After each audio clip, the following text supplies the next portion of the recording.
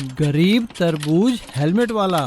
कोमलपुर गांव में नंदू और उसकी बहन नंदिनी एक सी झोपड़ी में रहा करते थे। उन दोनों के माता पिता का स्वर्गवास हो चुका था। अब नंदिनी की पूरी जिम्मेदारी नंदू के ही ऊपर थी। दोनों भाई बहन दूसरे का ध्यान रखते थे। नंदू एक मैकेनिक था और एक वर्कशॉप में काम किया करता था। वो रोज सुबह साइकिल पर अपनी वर्कशॉप के लिए निकल जाता और शाम को थका हारा घर वापस आता था। वर्कशॉप में उसे कई घंटों गर्म तापमान में काम करना पड़ता था, जहाँ पे कई तरह की मशीनें लगी हुई थी और वहाँ पर चोट लगने का खतरा भी था। एक दिन जब नंदू सुबह सुबह काम पर जाने के लिए तैयार हो रहा था, तभी नंदिनी ने उससे कहा, ये लीजिए भैया, आपके लिए ग्लव्स और ये तरबूज का हेलमेट मैंने खास आपके लिए बनाया है। इन्हें इस्तेमाल करके ही काम करना, वरना चोट लग सकती है। अरे प्यारी बहना, इसकी क्या जरूरत है। अरे मुझे तो कई साल हो गए हैं यही काम करते हुए। तुम तो जानती ही हो अब भला क्या चोट लगेगी। तुम फिक्र मत करो मेरी प्यारी बहना, और जल्दी से स्कूल के लिए तैयार हो जाओ। लेकिन नंदिनी ने नंदू से जिद करते हुए कहा, नहीं भैया, आज आप ये हेलमेट पहन के ही काम करने जाएंगे। हमें कल ही स्कूल में मैम ने बताया था कि हेलमेट ना पहनने से कई सारी चोटें लगने का खतरा बढ़ जाता है। अच्छा ठीक है, चलो मैं तुम्हारी बात मान लेता हूँ। लाओ दो तुम्हारा तरबूज का हेलमेट। नंदू अपनी बहन की जिद पूरी करने के लिए तरबूज का हेलमेट पहनकर अपने काम पर चला जाता है। तरबूज का हेलमेट देखकर उसके सभी दोस्त उसका मजाक उड़ाते हैं, लेकिन नंदू अपने काम पर ध्यान देता है और अपने काम में जुट जाता है। अगले दिन जब वर्कशॉप में काम कर रहे थे, तभी गलती से एक लोहे का टुकड़ा आकर नंदू के सिर पे गिरता है। लेकिन सिर पर तरबूज का हेलमेट पहने होने के कारण नंदू को चोट नहीं लगती है, क्योंकि लोहा गिरने से तरबूज का हेलमेट फट जाता है और नंदू का सिर बच जाता है। और अब नंदू के सभी दोस्त भी अपनी सुरक्षा के लिए हेलमेट पहनने लगते हैं। तो देखा दोस्तों, एक तरबूज के हेलमेट ने कैसे नंदू का सिर बचाया और कैसे फैक्ट्री में सभी को हेलमेट पहनने की सीख दी, ताकि उससे उनका बचाव हो सके। इसीलिए हमें सड़क पर स्कूटर और बाइक चलाते हुए और खतरे वाली जगह पर काम करते हुए हमेशा सिर पर हेलमेट पहनना चाहिए। जादुई सोने का बेटा। एक समय की बात है, एक गांव में मनीष नाम का एक गरीब किसान अपनी पत्नी कमला के साथ रहता था। उनकी कोई संतान नहीं थी। कमला बहुत ही धार्मिक प्रवृत्ति की औरत थी। वो भगवान से पूजा पाठ करते हुए हमेशा एक संतान की कामना करती थी। और मनीष अपने खेतों में मेहनत करता और पैसे कमाने में जुटा रहता था। लेकिन किसी न किसी कारण से उसे जमींदारों और सेठ से कर्ज लेना पड़ता था, क्योंकि कभी बारिश की वजह से फसल खराब हो जाती थी और कभी सूखे की वजह से। एक दिन सेठ किशोर मनीष के घर आकर कहता है, हे मनीष, 2 महीने से तुमने मेरे पैसे वापस नहीं किए। इससे पहले कि तुम कोई और बहाना ढूंढो, आज ही मुझे सारे पैसे चाहिए। सेठ जी, मैंने आपके आधे से ज़्यादा पैसे तो वापस कर ही दिए हैं ना, थोड़े रह गए हैं वो भी दे दूंगा। हाँ हाँ, कब से तुम्हारा ये रोना सुन रहा हूँ। मुझे मेरे पैसे वापस करो, या फिर जब तक पैसे वापस नहीं करते ये घर गिरवी रख दो। ये बात सुनकर मनीष और उसकी बीवी हैरानी से एक दूसरे को देखते हैं। उन्हें समझ में नहीं आता कि वो अब सेठ के पैसे कैसे वापस करें। इसलिए वो मजबूरी में आकर सेठ के पास अपना घर गिरवी रख देते हैं। घर गिरवी रखते ही सेठ बहुत खुश होता है। हाँ, ये हुई ना बात। ऐसा कह के सेठ वहाँ से चला जाता है और मनीष की बीवी रोते रोते मनीष से कहती है, अब और कितना सहना पड़ेगा हमें। इतनी मेहनत करने के बाद भी हमारा घर हमसे छिन गया। अगर आज हमारी कोई औलाद होती तो हमें कितना सहारा होता।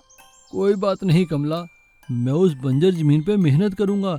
देखना, मैं वहाँ सोना उगाऊंगा, सोना। हाँ। ऐसा कहकर मनीष खेती के औजार लेकर अपनी बंजर जमीन की ओर चल पड़ता है। वो जैसे ही अपनी जमीन के पास पहुंचने वाला होता है, वो देखता है कि एक पेड़ के नीचे एक छोटा सा बच्चा बैठा हुआ था। वो रो रहा था। मनीष उस बच्चे के पास जाकर पूछता है, मेरे प्यारे बच्चे, क्या हुआ? तुम यहाँ अकेले क्यों बैठे हो और रो क्यों रहे हो? कहाँ है तुम्हारे माँ बाप? मनीष की बात सुनकर वो बच्चा कहता है, मुझे बहुत प्यास लग रही है, मैं भटक गया हूँ। बच्चे को रोता देख मनीष अपने पास जो पानी अपने पीने के लिए लाया था वो उस बच्चे को पिला देता है और उसे खाना भी खिलाता है। खाना खाते और पानी पीते ही वो बच्चा एकदम सुनहरे रंग में बदल जाता है। मनीष ये देखकर हैरान हो जाता है और वो डर के मारे पीछे हट जाता है। आप घबराइए नहीं, आपने मेरी मदद जो की है, आप भी काफ़ी मुश्किलों से गुजर रहे हैं। आज से आप मेरे पिता और मैं आपका बेटा, मैं आपकी हर तरह से मदद करूँगा। बच्चे की ये बातें सुन के मनीष की आंखों में आंसू आ जाते हैं और वो अपने साथ उस बच्चे को अपनी बंजर जमीन पर ले जाता है। लेकिन जैसे ही वो सोने का बच्चा मनीष की बंजर जमीन पर कदम रखता है, वहाँ पर खेती लहलाने लगती है। वहाँ पे अनाज और सब्जियाँ लहलहाने लगती हैं और वहाँ एक जगह से पानी भी निकलने लगता है। मनीष ये देखकर हैरान हो जाता है। मनीष उसी समय सोने के बच्चे को अपनी पत्नी के पास ले जाता है, जो घर में अपने कमजोर बैलों को चारा दे रही थी।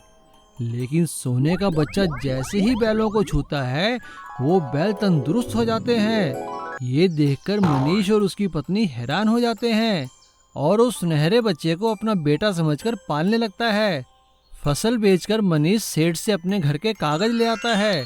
अब मनीष और उसकी बीवी की जिंदगी बदल चुकी थी, क्योंकि उन्हें एक संतान जो मिल गई थी, वो भी एक सुनहरे बालक के रूप में। एक छोटे से गांव में रघु नाम का एक लाला रहता था। उसकी छोटी सी किराने की दुकान थी। वो बहुत लालची था। अपने लालच की वजह से ही उसने अपने सारे ग्राहकों से लड़ाई कर रखी थी। उसका धंधा बहुत मंदा चल रहा था। वो अपनी गरीबी से बहुत परेशान था। लेकिन इतनी गरीबी आने के बावजूद भी वो गलत तरीकों से पैसे कमाने के बारे में सोचता रहता था। रघु लाला का मिंटू नाम का एक लड़का था, जो अपने पापा से रोज नई नई चीज़ों की फरमाइश किया करता था और रघु दिन भर इसी बात से बड़ा दुखी रहता था। एक दिन मिंटू ने अपने पापा से कहा, पापा पापा, कल मेरा दोस्त अपनी नई साइकिल में स्कूल आया था। वो बहुत तेज थी और उसके बड़े बड़े टायर थे। आप मेरे लिए भी ऐसी ही साइकिल लेंगे ना? अरे मिंटू बेटा, तुम्हारी साइकिल अभी अच्छी तो है, देखो तो कितनी ठीक है। अरे उसे इस्तेमाल कर लो और जाओ पढ़ाई करो, मुझे परेशान मत करो बेटा। मिंटू अपने पापा की बात सुनकर रोते रोते वहाँ से चला जाता है। रघु लाला की बीवी आती है और उससे कहती है, अजी सुनते हो, घर में बिल्कुल भी सब्जी मौजूद नहीं है। बाजार से आलू ही ले आओ, आलू भी खत्म है यहाँ तो। अपनी बीवी की बात सुनकर रघु गुस्सा हो जाता है और आलू लाने के लिए घर से बाहर निकल जाता है। लेकिन जब वो अपनी जेब देखता है तो वो बिल्कुल खाली थी। उसे समझ नहीं आ रहा था कि वो क्या करे। तभी अचानक एक कागज का टुकड़ा उड़ते हुए उसके सामने आकर गिर जाता है। उस कागज के टुकड़े में एक हार बना हुआ था। हार देखकर रघु को एक आइडिया आता है और वो वापस अपने घर जाता है और अपने बेटे से सारी किताबें मांगता है और सारी पुरानी किताबों के पेज फाड़ने लगता है। ये देखकर उसकी बीवी और बेटा हैरान हो जाते हैं। लेकिन रघु बिना रुके सारे पन्ने फाड़कर उन्हें गहनों के आकार में काटने लगता है और अपनी बीवी को समझाते हुए कहता है, अरे भगवान, ऐसे हैरान होके मत देखो, मेरे पास एक बहुत अच्छा आइडिया है पैसे कमाने का। भाई देखो, मैं इन कागजों को गहने के आकार का काटूंगा, फिर उस पर सीमेंट की एक छोटी सी लहर लगा दूंगा और उन्हें सोने के रंग में रंग दूंगा। हो गए ना सोने के गहने। रघु लाला सोने के बहुत सारे नकली गहने बनाता है और अगले दिन उन्हें अपनी दुकान में बेचने के लिए रख देता है। सभी गांव वाले सस्ते सोने के गहने समझकर उन्हें खरीद लेते हैं। रघु का काम काफी अच्छा चल रहा था। एक दिन पड़ोस के गांव से सेठ रामलाल रघु की दुकान में आता है और उससे अपनी बेटी की शादी के लिए बहुत सारे गहने खरीद कर ले जाता है। रघु बहुत खुश हो जाता है क्योंकि उसकी काफी अच्छी आमदनी जो हुई थी। लेकिन कई दिन बीत जाने के बाद एक दिन रामलाल पुलिस लेकर उसकी दुकान पर आता है। पुलिस और सेठ रामलाल को देखकर रघु हैरान हो जाता है। अरे अरे सेठ जी, क्या बात है, आज पुलिस कैसे लेके आए हो? ज्यादा गहने लेके जाना है क्या? गहने और तुझसे? रुक जा, बताता हूँ तुम्हें। इंस्पेक्टर साहब, पकड़ लो इसे, नकली कागज के गहने बनाकर बेचता फिर रहा है। पुलिस वाले रघु को पकड़कर ले जाते हैं और नकली गहने बेचने के आरोप में उसे जेल हो जाती है। जेल से छूटने के बाद रघु सारे गांव वालों से माफ़ी मांगता है और उनके पैसे वापस करने का वादा करता है और ईमानदारी से अपने काम धंधे में लग जाता है।